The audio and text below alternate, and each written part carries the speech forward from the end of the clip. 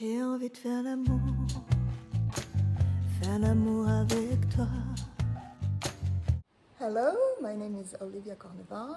I'm the writer of Enfin Vaginale, At Last Vaginal, or Vaginal at Last, which is about sacred love. And today I have my guest here. Would you like to introduce yourself? That would be better because you have many names. I'm Aquila Sophia. So we are here at Les Contes, and you arrived here 3 years ago, you told me? Yes. What made you come here? Looking for the Order of the Rose. Wanting to tease up a thread of the Order of Mary Magdalene. Okay. And I didn't even have southern France on my radar. But a woman who I trusted introduced herself to me as being from the Order of the Rose, and she actually led me to Les Contes and to Aletheïa. Could you tell me what is the Order of the Rose? Because some people might know it, some people might not. Yeah, well, that was a question that burned my ears every time I heard, what's the Order of the Rose? To the best of my understanding, it was the followers of Mary Magdalene in their holy order. She was the head, so call it a mystery school, call it a gathering of women. I'm still discovering it. Okay, it's funny because from what I read, I thought she was from Isis priesthood, so I would have said the Order of Isis, but maybe the order is derived from it. Yeah. Do you know? I am not an expert in this at all. Okay. No, it's still quite mysterious. Okay. Coming here, though, I feel like every expectation was met and more, as far as discovering a way into these ancient mysteries of Mary Magdalene. Because Mary Magdalene, people don't know it, but apparently was a high priestess of Isis. Yeah. And I heard and read about that in books, and I didn't even know that Isis was such a figure for motherhood, a ruler of her own kingdom, magician. Well, she was also into sexual magic, and I heard that Mary Magdalene was initiated in mystery schools in her own time, and she was of this lineage of Isis. Yes. So, can you tell us more about it, or yeah, if it was the Order of known as the Order of the Rose then, but I do believe that many of the apostles, many of the Essenes, were initiated in the temples of Isis and the pyramids of Giza.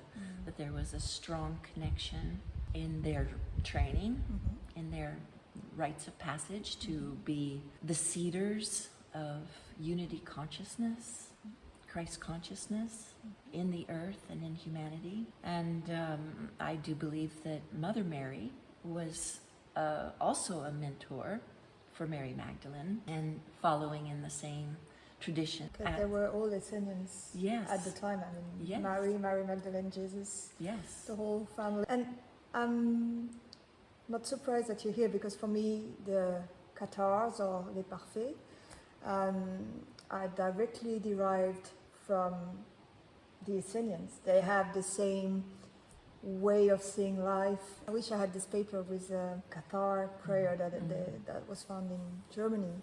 That is so beautiful about the vision of life, and this is the only remnant. And I feel very drawn to this place because of that. But I only knew about the Cathar, which came after. They were here around 1000. A little bit before, a little bit after, before they were completely erased from the map and killed. And the Rome didn't like them because they didn't want any church.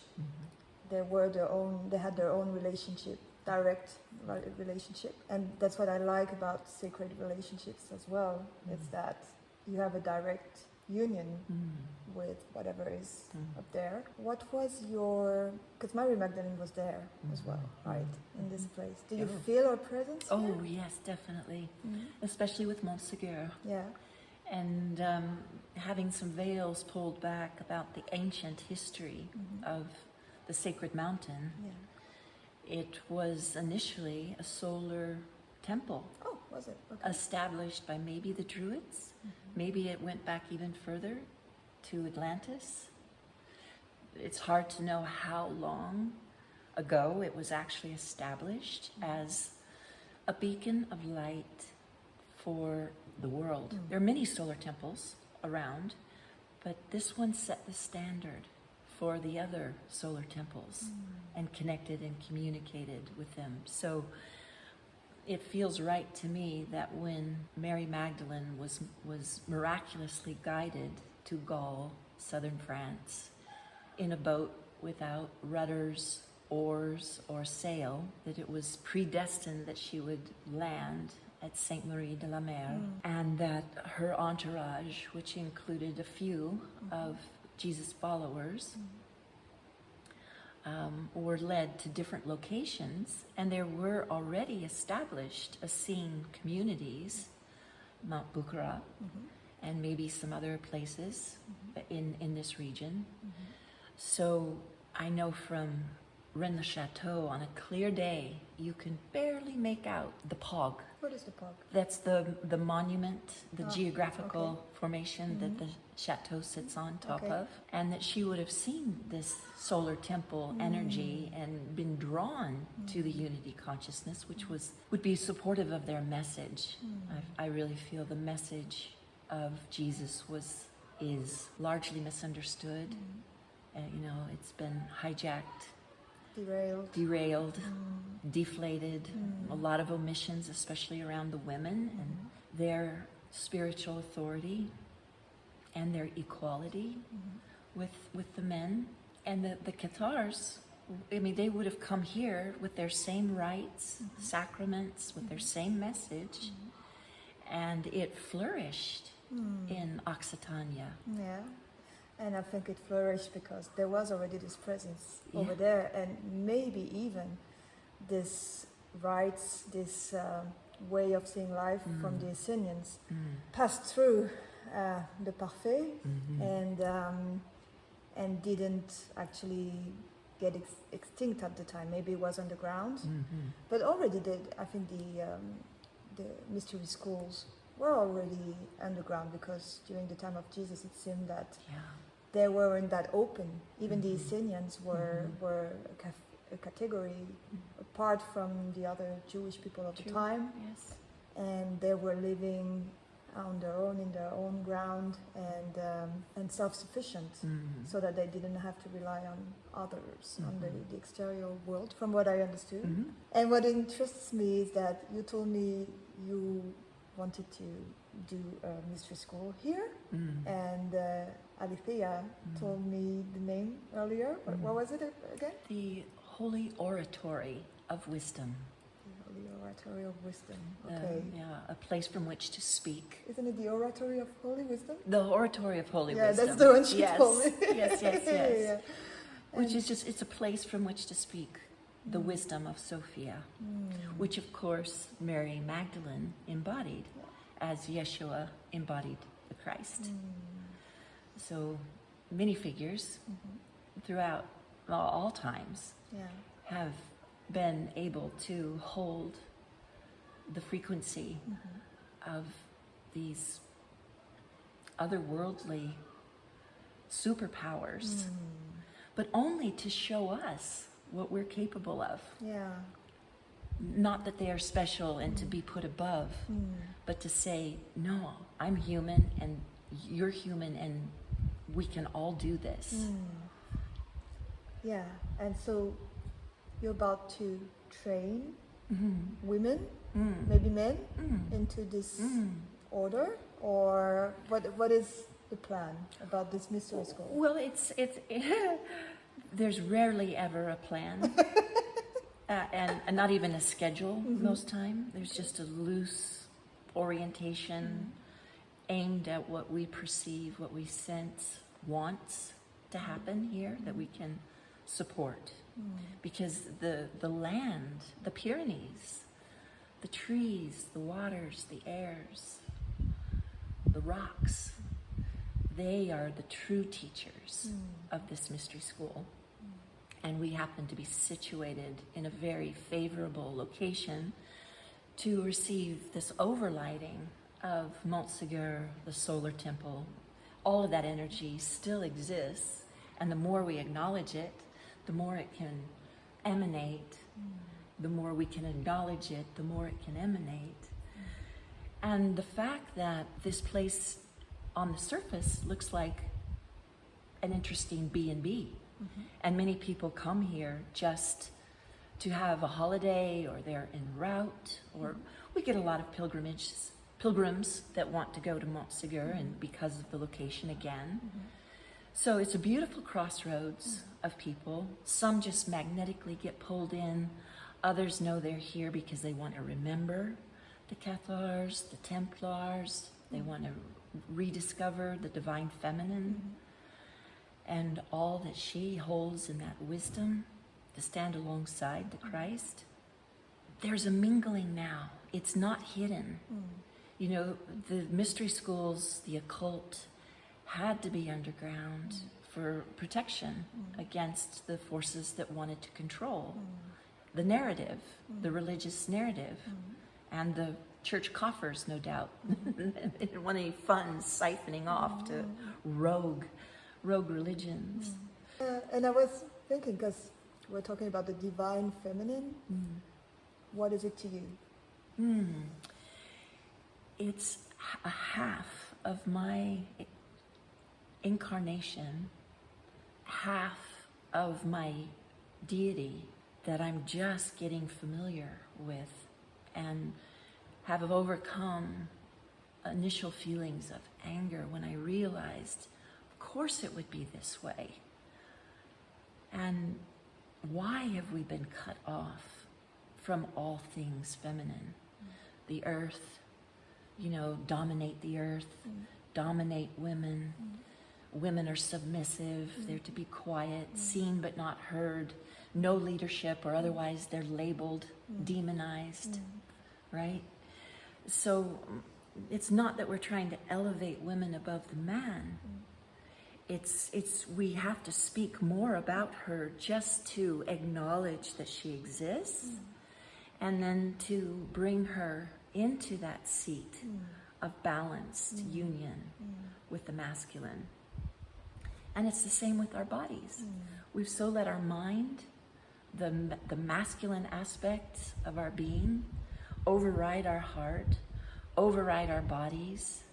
You know, don't complain. Get up and do it anyway. Yeah, and maybe we can explain that it's in the yin and yang philosophy, I guess, that we have from Asia. The yin is really the feminine, and the yang is the masculine. And it seems that in every one of us, we have one part that is feminine, one part that is masculine.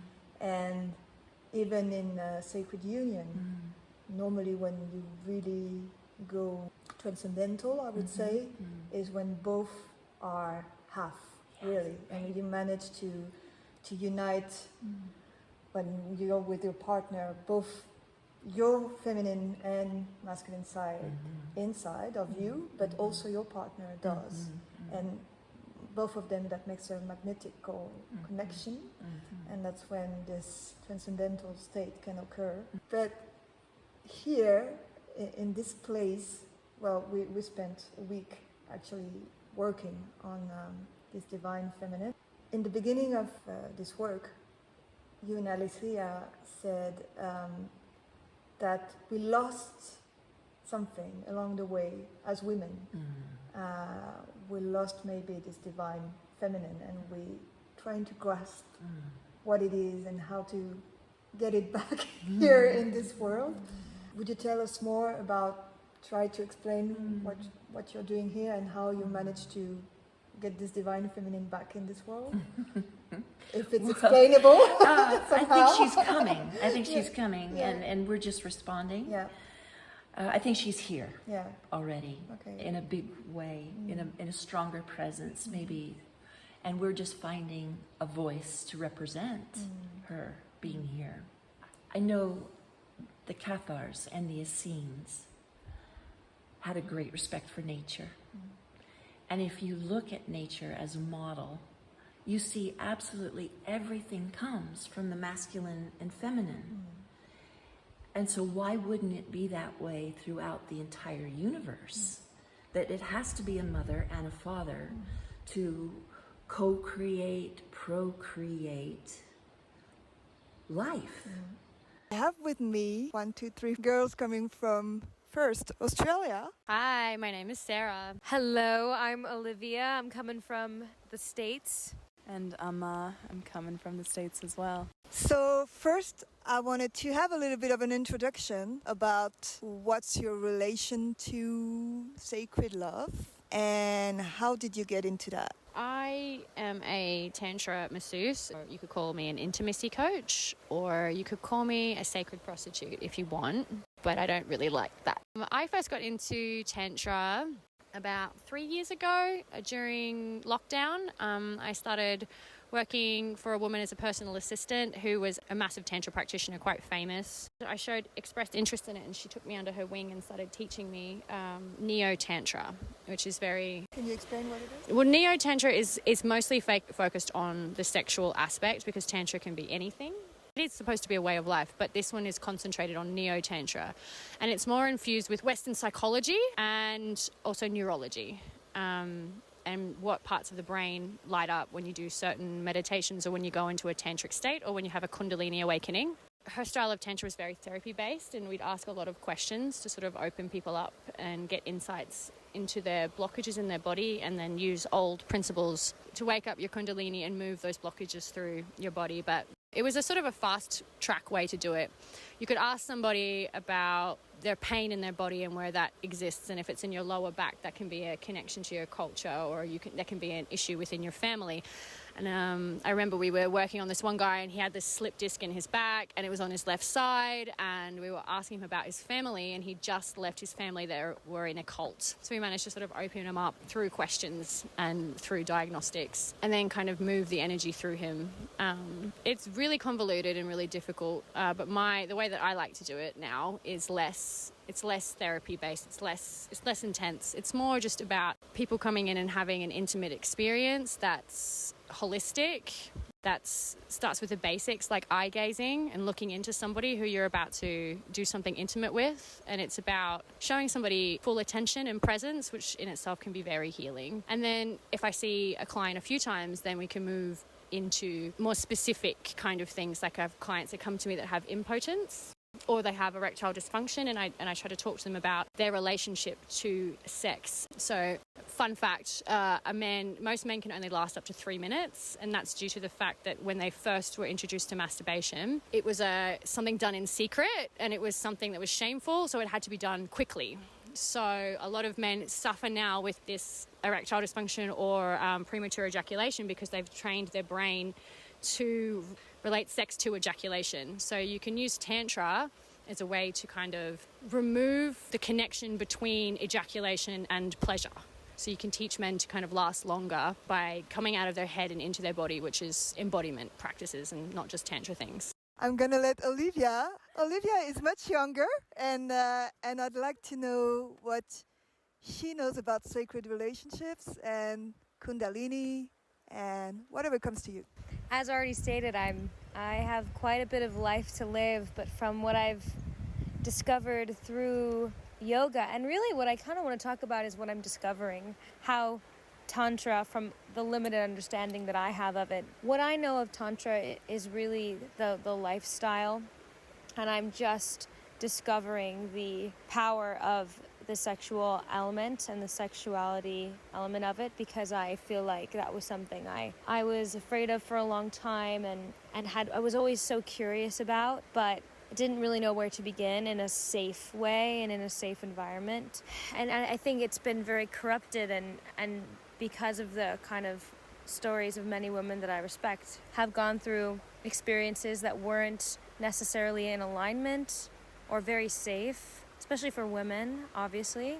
But from what I've discovered doing this work already in kind of my own personal practice and all the branches of yoga in general, is it changed everything with my relationship with myself and self-love. So I was suffering from some pretty nasty eating disorders in the field doing kind of theater and total denial about it because I was so good at hiding it. And on top of that, just that was a product of horrible thoughts and programs that I was thinking in my head and having to control, and also a very imbalanced masculine energy. So what I found is that it's the union within myself. Once I started healing that, which was really about 2-3 years ago, as soon as I kind of had boundaries and started really taking care of myself and looking after myself, what do you know, a actual physical partner came into my life, which was just the next level of union. And we're still working on that sacred union, and I'm still working on it within myself. It's definitely not perfect, but to have somebody to really reflect that with on is really special. And I think there's still so much shame inside myself, and there's a lot of programming, I think, within both of us. What I'm really realizing, here, and even speaking with everybody here and all these women, is that shame element is like, once that's gone, the work can begin. So I thought that I had kind of gotten there, but kind of I'm realizing that there's still some really deep-seated stuff. And so I'm really excited to kind of, maybe one of us will talk about it in a moment, but lean into the darkness, face it head on. And that's not even the dark, it's the shame. That's kind of my 50 cents on all this right now. Okay, what about you, Aama? What is your experience of sacred relationships, and how did you get into that? I started contemplating sexuality at a really young age because I saw it as something that could be many different things depending on how it was used. That it was something that could be biological to reproduce. It could be something of a very shallow nature to experience, immediate or relatively immediate gratification, but that it could also be a gateway into the heart. It could be also a gateway into the body, and if you're willing to go there, it could be a gateway into the divine. In order to access that latter element, there has to be the willingness of both parties to go there, and also the willingness. It's both, I think, a consent between people, but it's also an individual access within the self. As I also think that it's not about being a divine person or even a spiritual person. I think it's about something that is within all of us, and I actually would want to venture to say something as simple as that it is actually the real basic foundation and most natural form of love. And that perhaps actually the love that many of us experience when we come into intimate relations is something that is a deviation from that. And that is potentially the work that is available to any of us who are interested in that, whether that's women who are seeking more, pleasure and something maybe of a different kind of sustenance. Like, yes, you're feeding my body. Yes, you're very technically good at this. Yes, there are the parts are doing the bits and pieces that we like. But, can there be something beyond? A concept that I often contemplate is just because something feeds the flesh or feeds the body doesn't mean it feeds the soul. So what is missing so that it can feed the soul? And then what do we have to do to access that? And why? Why would we even want to? And I think it's because it's just like any other form of hunger. It's something that does want to be satiated. And there is something that atrophies or starts to wither away when we are not experiencing it. And if we're not able to experience it in partnership, we certainly can experience it within ourselves, whether that's through a Kundalini yoga practice, through a breath work, through anything that works with prana in the body or works with kind of enlivening and I almost think of it like I call it spiritual hygiene, something that kind of like keeps your own subtle energetics very high. And that's my next question for you guys. Was there any Kundalini awakening in you? Was it through Kundalini yoga? Was it through sexual practice? Was it through Tantra?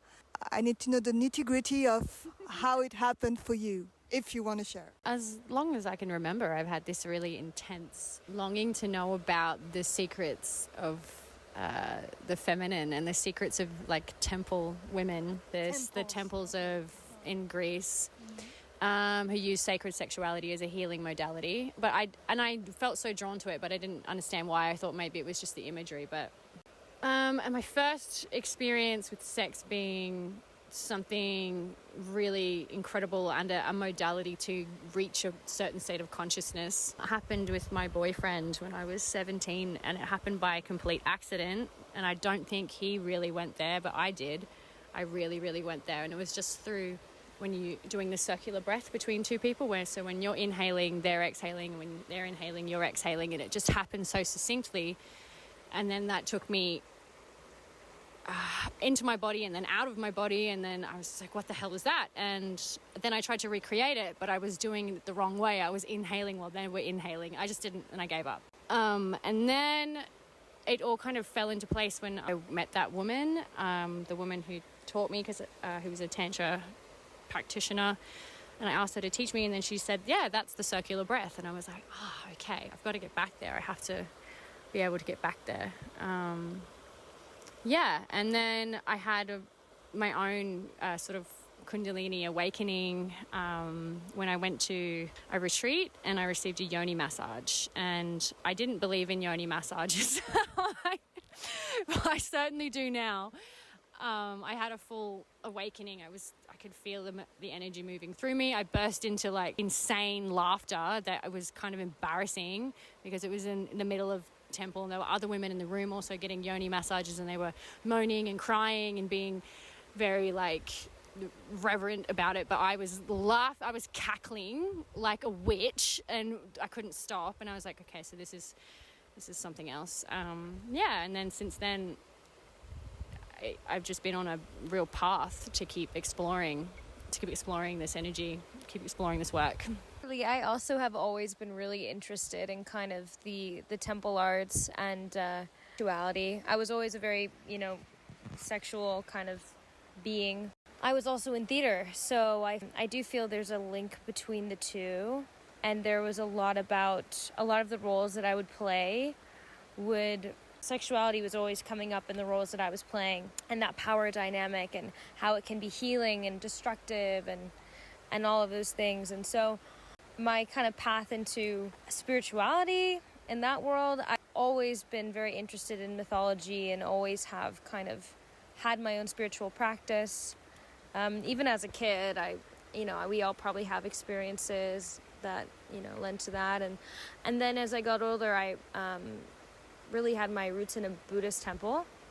And then that led me to yoga, 100% into yoga. And that's just, it saved my life, it changed my life. I haven't had an experience like yours, and I wish I did. And I can't wait for when I do. But I have had, the one experience that I had that really kind of kickstarted me is I had a dream that I was through the woods and flying and just so wild and free, and I woke up really aroused. And it was a different kind of arousal. It was this kind of innocence was there, and that really just kind of intrigued me. Do you want to share your own experience? What was my first experience or how I got into sacred sexuality? Or how did your Kundalini awake? How did my Kundalini awake? I think it was through yoga and studying the Vedics and having just this understanding of prana and Kundalini, really coming originally into that space, not in unison with a partner, but coming into the awareness of that kind of energy running through the body and how that can kind of work up the body and what that does when you enter into those states. And to be honest, this kind of goes back into what I was saying in my first comment, which is that, that Kundalini energy, that prana energy is very related to life force energy, and that's a very basic baseline principle of life itself and something that is present and existent within all things. And so it's really about accessing that kind of energy within the self. My first experience of that was through, ashram and yogic practices. It didn't necessarily have that like sexual nature as we might identify it, but it does have a similar kind of feeling. And then I've been very blessed to have partners who can enter that space with me, and you really feel the difference of the quality and this, like, what is really happening between two people, when you can enter into that space with a partner, when they can hold space for you, when they can move with you, when there's a different level of presence there. There's definitely a different level of pleasure there, and there's also something else that, I think just continues to at least for me, to ask me to kind of ponder these questions of like, well, what is beyond just the physicality of sex? What is, and what is really available to us as humans when we really come together to connect and perhaps know how to connect with each other in a different way.